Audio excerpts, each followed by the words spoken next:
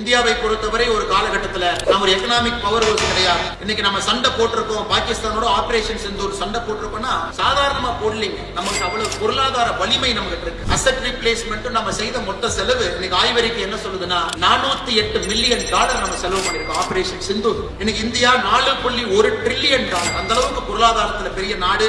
நம்முடைய டிஃபென்ஸ் பட்ஜெட்ல fully 4-7% operation சிந்தூருக்கு செலவு பண்ணிருக்கோம். எதற்காக அதை சொல்றாங்க? ஒரு நாடு பொருளாதாரத்துல மேலே சென்றாலும் மட்டும்தான் நம்முடைய ஆர்ம்டு போர்சஸ்க்கு அந்த நாடு துணை இருக்க முடியும். அவங்களுக்கு என்ன தேவையோ கொடுக்க முடியும், தேவைக்கு அதிகமாகவும் கொடுக்க முடியும். எதை பற்றி யோசிக்காம எவ்வளவு பெரிய யுத்தமாக இருந்தாலும் கூட அதை செய்ய முடியும். அந்த அளவுக்கு பொருளாதார வளர்ச்சி இன்னைக்கு நம்முடைய நாடு பார்த்திருக்கு. இதே பாகிஸ்தான் பாத்தீங்கன்னா மொத்த பொருளாதாரம் எவ்வளவு பாத்தீங்கன்னா $375 பில்லியன்.